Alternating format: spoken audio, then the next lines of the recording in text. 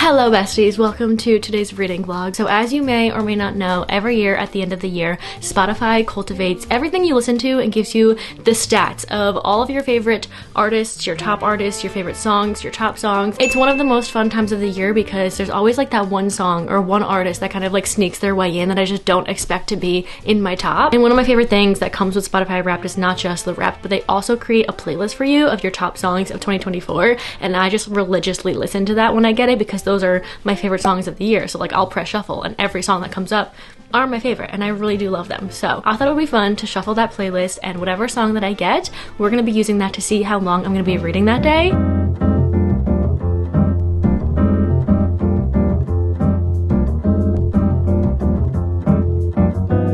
This is kind of like the definition of female rage. This was my top song of 2024.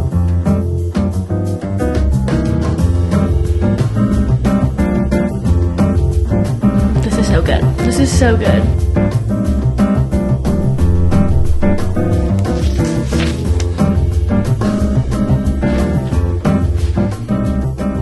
So here is my playlist. It's about 5 hours and 51 minutes long, and I'm pretty sure it's in order of like your top song, which mine was Risk by Gracie Abrams, as you can see. And then as you just keep scrolling, it's kind of, I think, in order of my favorite songs of the year in like listening wise and like stats wise, how many times I listen to it. So it's a pretty big playlist. It's honestly my favorite playlist, like I said. And what I'm going to do is I'm going to shuffle it, and if a song is around 3 minutes and 13 seconds, we're going to be reading for 3 hours and 13 minutes. I think the shortest song on this playlist has to be around like 2-ish minutes, and then the longest is probably, I would say, probably Fine Line, because it's around 6 minutes, I think, maybe 6+ minutes. So I think that's a good range of hourly, between 2 and 6 hours every day of reading. I think that's a good amount of time. So we're gonna shuffle this, and the first song we get is how long I'm gonna be reading today. I'm a little nervous, but I'm really excited. I thought this would be a fun way to get in some reading and get some books off my physical TBR, of course. So are we ready?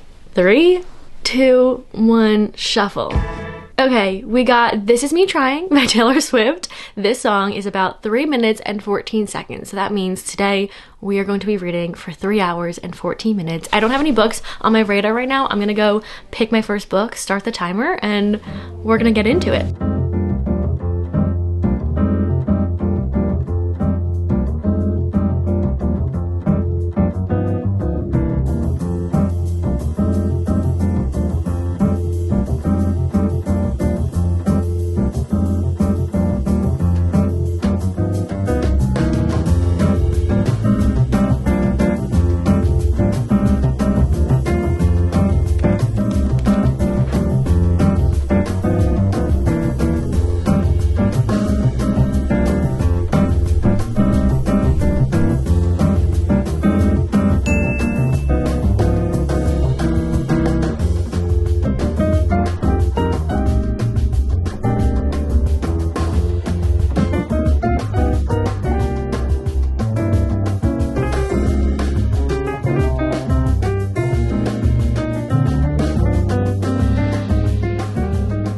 So when I started the timer earlier today, I finished Beg, Borrow, or Steal by Sarah Adams. That was our book club book for January, and I really wanted to get that one done before I started a brand new book. So that book was really good. I think it's my favorite out of the whole Interconnected series. If you don't know, When in Rome is an interconnected standalone series, like a small town romance series. And the first one's about Noah and Amelia, and then you follow Noah's siblings in the other ones. And this one's about his sister Emily, and their dynamic was so good. It's kind of like a rivals to lovers. They're both second grade teachers, and they're both writers as well. They bickered, but like it leaned on the banter, and the banter was so good. It was so fast paced. I loved the romance, and their connection in this one was just so good. So I think this one's my favorite out of all of them. But I finished that, and then I ended up starting The Favorites by Lane Fargo. This book has not left my mind since I saw that it was a book of the month pick in January. I read the description of it, and it's about 2 figure skaters, and something about figure skating has always intrigued me. Like, the talent that figure skaters have is such a beautiful sport, and every time I go ice skating, I just like am in awe of figure skaters and how they can do what they do on the ice. And my mom was a figure skater at one point, so I've just always been really interested in it. These two are figure skaters, and right now we're just kind of getting the backstory of how they met each other and their connection, and them kind of getting their start and their toe in the door of figure skating and like that kind of world. And Heath, our male main character, comes from the foster care system, and then we have Katarina, who has kind of like a tough home right now with her brother, and they met when they were very, very young, and she has kind of taught him figure skating, and he's very late to it. But the one thing they have that no one else has is their chemistry and their connection.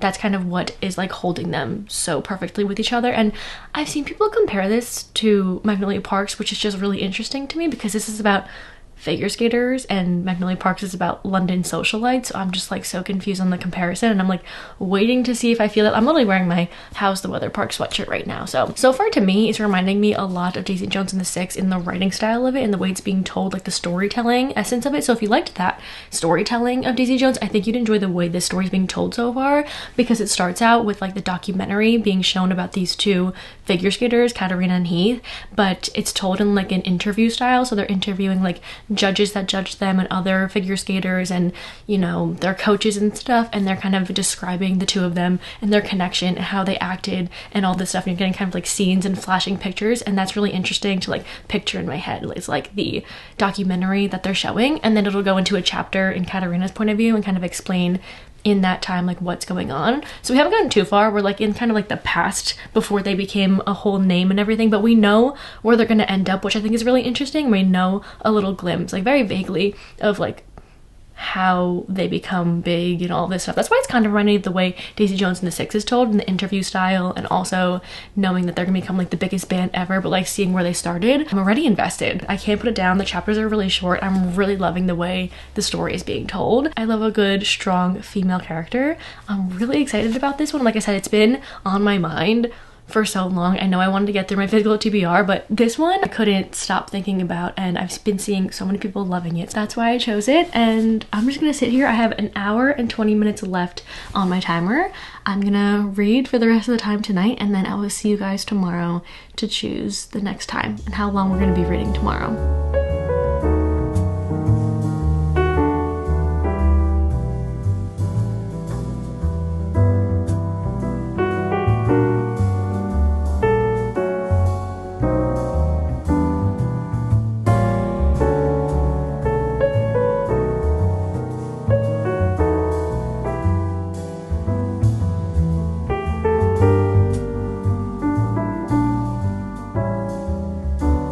Hello, welcome to day 2. Yesterday I ended up finishing the timer as soon as I was about to fall asleep. The last minute went down, and honestly, if I wasn't tired and I didn't have to wake up early, I would have continued reading. Like, this book is so bingeable. Not only, like I said, the chapters are short, but the way it's being told, like the storytelling is so just like engrossing. Like, I want to keep going and I want to know what's gonna happen next, because at the end of almost every chapter is that interview style, and like the way they end off the chapters, not a cliffhanger, but it's like it gets you to want to continue and want to know what's gonna happen next and where these two are gonna go. I don't really have too many updates on the actual story other than still trying to grow in the figure skating world. They have this kind of like, or she at least has like this idol that she really wants to work with, and she's getting kind of these new opportunities, but Heath on the other hand isn't loving what they're doing, so they're kind of at like a standstill almost. I'm intrigued to see what they're gonna do now and how they're gonna like get to the next point, but we're gonna pick how long we're gonna read next. I'm gonna shuffle my top songs, and today while we're reading I want to go to a coffee shop or something, read there for a little bit, and listen to the playlist as I'm reading. I'm really excited to continue this book today, so let's shuffle the playlist and let's see how long we're gonna be reading today. So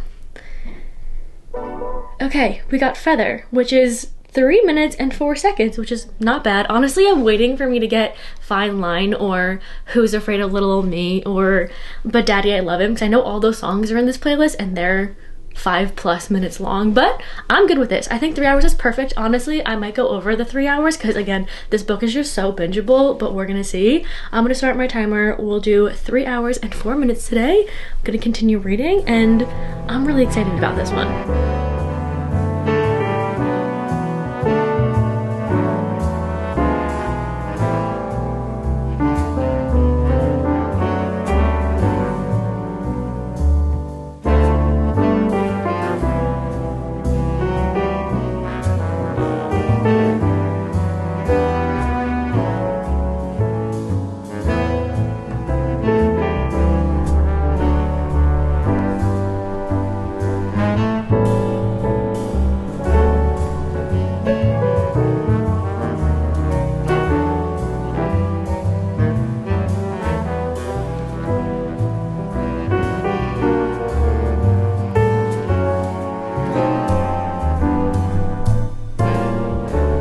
Okay, small little update because I just hit under the hour mark. We have like 58 minutes left. Things have definitely escalated between our two main characters. I mean, we're only in Katerina's point of view, like the whole book, but she basically had to kind of decide of what to put first because her whole life, all they've really known is each other and also ice skating, but their views and their opinions and what they both wanted as they grew up definitely changed. So Katerina had to make some decisions and that just kind of like blew everything up. And where she's at right now, we're like a few more years into the future from what we were like reading about in the beginning, and I think something's about to happen that is honestly going to be so kind of crazy to what they're doing right now in the figure skating world. And I think one person that she's gotten really close to, she should not have trusted, and I think I'm gonna be like gasping if I'm correct, because I think that just would be absolutely insane. And also the writing style of this is kind of making me feel like these are actual real figure skaters in the real life world. The way the documentary is being told, the interviews, and then Katerina's point of view, like it feels like they're really competing, or they've really competed in those past nationals and championships, and that they're real figure skaters and this is their real history, which I love when books feel realistic. I will say I'm more enjoying Katerina and her journey and the figure skating side of it rather than feeling her connection with Heath. We're kind of more told that they have this crazy connection. We haven't really been shown it, at least not too much, where like I like personally feel it. So I definitely feel for them when things are happening, but I don't know. I think we need a little bit more of their like history and more like proof of their connection. Again, I think something crazy is about to happen and I'm really nervous, so let's see if I'm right.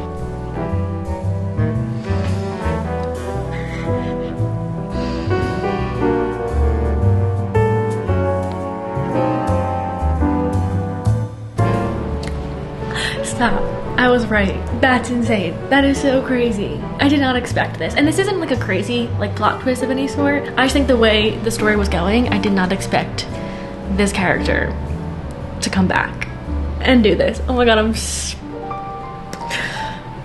this is so good. This is so good.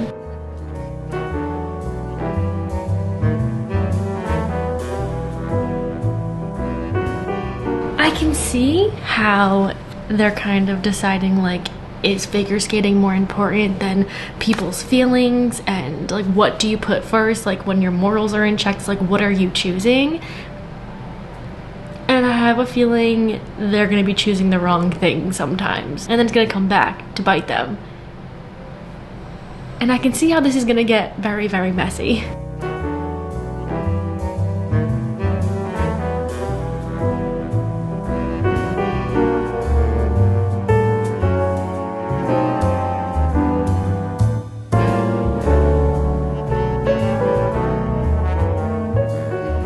Hello, good morning, happy day 3. I have quite a bit of time today to read, so I'm kind of fingers crossed hoping we get a long song today. I really want to finish this book. After I stopped talking and like kind of ended the last clip talking yesterday, saying how I didn't really completely feel their like undying chemistry, like it feels more like they're telling me than showing me. Something happened, like I said, and after that a switch was completely flipped, and now it's like so much tension. It's like so, like I feel it now, like it is palpable. The sense of competitiveness and the tension, the drive that they have now that's fueling them is like, it's really good, and I really want to finish it today. So let's shuffle and see how long we're going to be reading today. 3, 2, 1. Oh gosh, we got LOML. Oh, 4 hours and 36 minutes we would be reading with this song. Honestly, that's perfect 'cause I want to lock in and finish this book today. This song being on my top songs definitely checks out. This is one of my favorites from her newest album from last year, and it's a heartbreaking song, and I always think about Magnolia Parks when I listen to it. I'm definitely going to be finishing this book. I'm so excited to see what's gonna happen, how this is gonna end, and yeah, let's get to reading.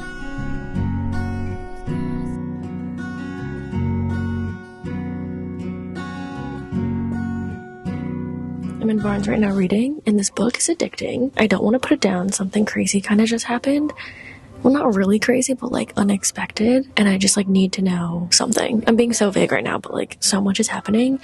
And I'm about to sound really hypocritical. When I first started talking about this book, I was kind of comparing it to how Daisy Jones and the Six is written. I think if you're interested in this book, don't go into it thinking it's in comparison to other books that you like. Just go into it in its own right, like about two figure skaters going from nothing to so much, and their like undeniable connection and how that kind of like makes them and breaks them in the figure skating world, but also how it affects their personal lives, and then getting so much spotlight on them, how that affects everything. And it's just like so interesting and also so entertaining the way it's told with the documentary style and everything. So I don't think you should go into it thinking it's like so many other books. And again, bringing it back to that, people saying it's like Magnolia Parks. If you love Magnolia Parks, don't go into this thinking it's like Magnolia Parks, because I personally don't think so at all. I think this book is in its own right, its own story, and it feels so realistic sometimes when I'm reading it. I just feel like I'm reading about real figure skaters, like I said yesterday, and it reminded me of these two figure skaters that I saw on my TikTok maybe like a few months ago. I got like a random edit of two figure skaters, and then I kind of like doom scrolled down the lore of them, and I kind of vaguely remembered what was going on. It was like these two skated for so long together, like they had chemistry and a connection, and then I think he never like re-signed their partnership, and then they have new partners now. So like this morning I went to find them on TikTok, and I scrolled for a while, like edits that were made for them. Like they were like a huge thing. I think they're Russian figure skaters, I forget their names, but I was watching like all the videos, and like watching that, it feels like this is real. It's just really fast paced, really compelling writing. Like it's just so like engrossing. Like I feel like I'm there with them going through all of this, and I'm so intrigued to know how this is going to end. We have 3 hours left, so we're really excited to finish this one. Actually, I'm a little nervous, but also excited.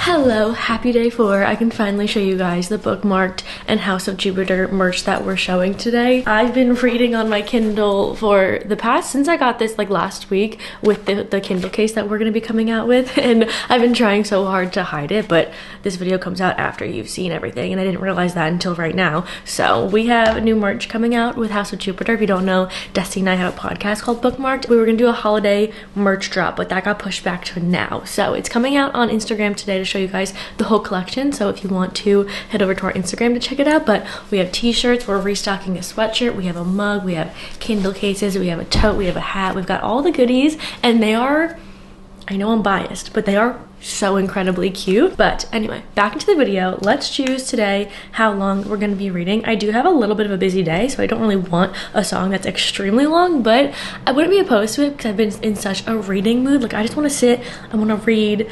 It feels so good like not being in a slump because I did such a big one in December. So our top songs of 2024. Are we ready to see how long we're going to read today? 1, 2, 3. Oh, we got Feather, but we already had Feather. Let's try again. What's after that? Risk. Wait, that's actually really fun because this was my top song of 2024 just in general, like my #1 song I played last year. So I love that we got this. It's 3 minutes and 11 seconds. So we're gonna be reading for 3 hours and 11 minutes today, which honestly I think is a great time. I got through basically half of the favorites when I had like around 3 hours to read. I feel like that's a good amount of time to read, and yesterday I finished The Favorites, and I want to read more stories like this. Like, this is the type of storytelling and characters and things I want to read this year. Like, it was just so entertaining, and it just like brings you behind the scenes of not really knowing people until you're in their point of view going through something so big, especially like getting so much fame and stuff. Like, you don't know what's going on behind the scenes, and it really like shows you that. Like, even in the real world, like, you do not know what's going on behind any of athletes' scenes or anything like that until you're in their point of view and you know really what's happening. And I kept talking about the documentary style with the interviews and stuff, but what I loved about it is they didn't have our main characters and like one other side-ish main character in the interview, so you're like kind of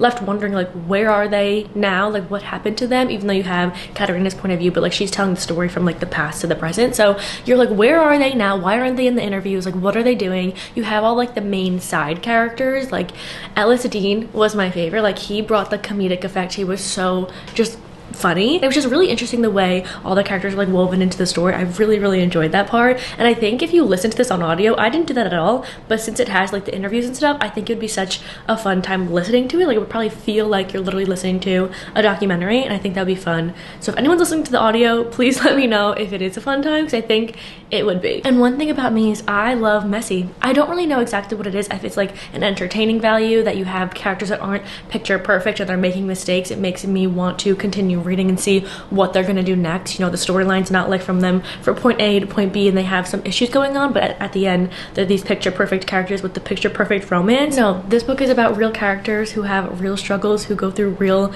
personal things and are trying to make it, and I just really love reading about messy. I just didn't know what was gonna happen next. I knew that they had this insane connection, and at the end of the day they really loved each other, but there was other things that were being thrown at them and they had to make decisions for themselves, and it was just like a lot was going on, and I loved that so much. Like, my jaw dropped a few times during this, and I didn't expect that. It was just really just entertaining, and I really want to read more stories like this. So if you have any recommendations, please let me know. Again, like I said in a previous clip, I think yesterday I said this, like, I don't want to sit here and compare it to any other books. I think go into this book just knowing it's about the figure skating, you're seeing them come from nothing to a lot and how that affects them and their relationship and the people around them and the decisions they have to make. Don't think it's like a bunch of other books, because I think that could skew your feelings and opinions, and you're gonna keep thinking about those books and like, when is it gonna start feeling like this? I don't think you should go into it like that. Just go into it just knowing it's about the figure skaters, and it's gonna be a bit of a crazy story. Not really crazy, but like definitely gets messy sometimes. As I was reading this book, I was like, this author just feels so familiar to me. Like, the name Lane Fargo, I was like, I have seen that before, and I don't know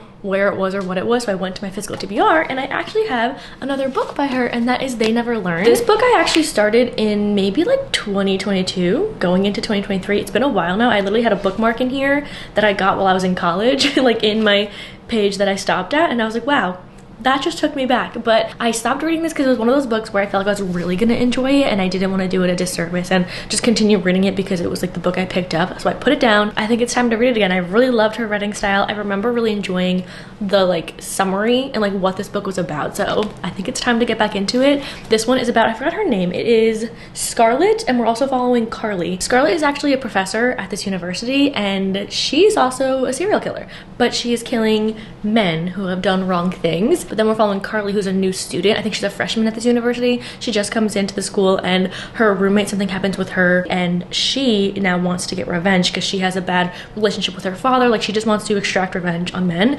and I'm feeling like they're gonna team up. Like, I think that's what I'm getting from this. I'm only 10 pages in, but from last time I read about 70 pages, so I kind of remember a little bit about what's gonna happen. And one thing about me is I support women. Another thing about me is I also support women's wrongs, women's rights, women's wrongs. I'm excited about this one. I can't wait to see kind of what happens with this. I'm gonna start my timer, 3 hours 11 minutes, and we'll see how far I get.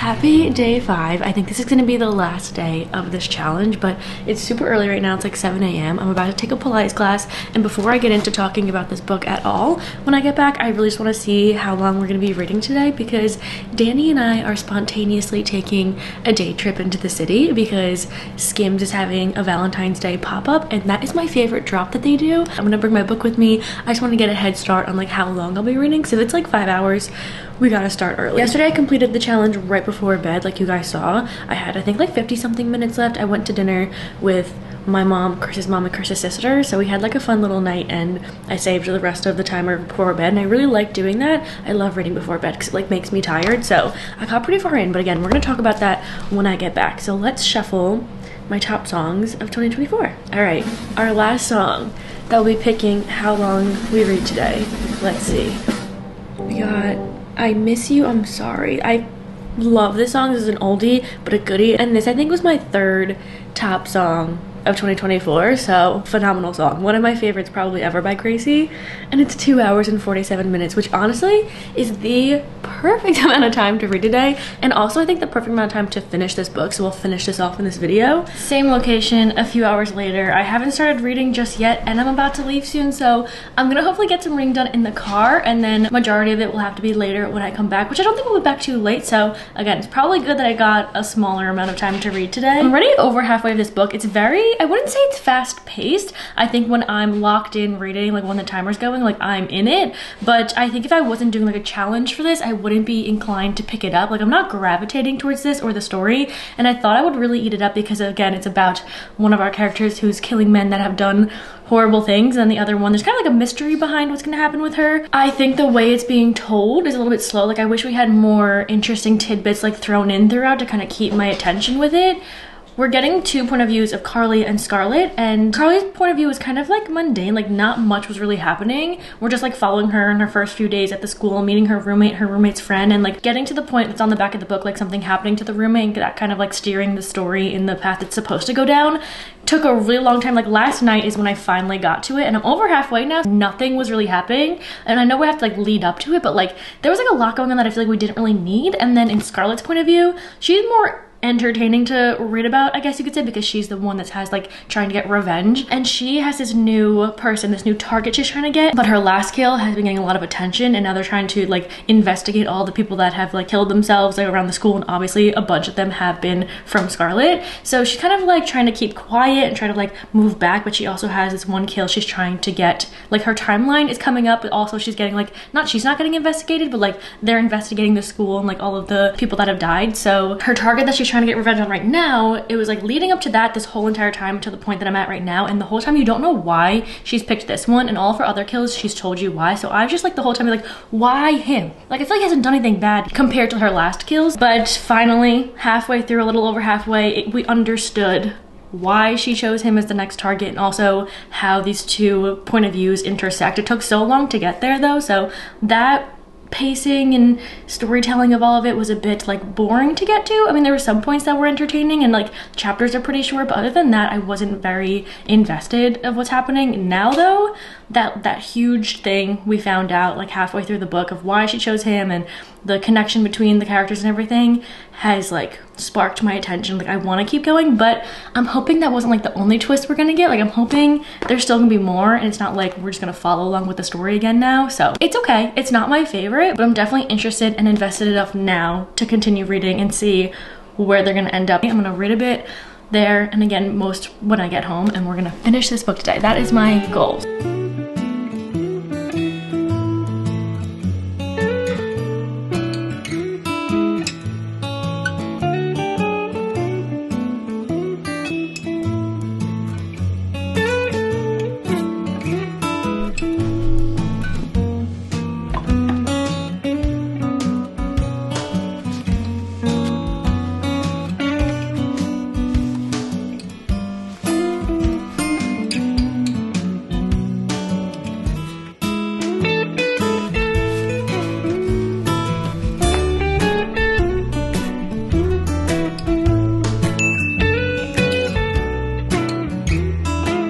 Hello guys, I finished this book with maybe like 20 seconds left when I got to the epilogue. The timing to read and finish this book was absolutely perfect. I don't know how that was timed out so perfectly. As soon as the timer was done, like I was basically done with the book. I loved that. That was very satisfying. Yesterday, really quick, the Skim shop, I got the pajama set that I wore last night. I'm pretty sure I took a clip while I was reading, and then I got these pajama pants with kisses on them. They are the softest things ever. When I was looking at Goodreads reviews after I finished this, someone said this is like a kind of like a good for her situation, and I was like, I don't really know what that means, and I looked up thinking good for her was like a title of something, but it's actually films that are a fan-made genre that feature female characters who overcome difficult situations and gain autonomy, and examples of those are like Gone Girl, which I've only watched that one out of everything, but there's also Midsommar, The Opposite of Sex or whatever, and it says the characteristics of good for her films is that they feature a female character who overcomes a difficult situation, celebrate women's rights and women's wrongs, and the female character's arc could look like finding agency, defending herself, putting herself first, and escaping a bad situation. So if you're into good for her films and good for her works, like you would really enjoy this. This is kind of like the definition of female rage, and basically what it just said.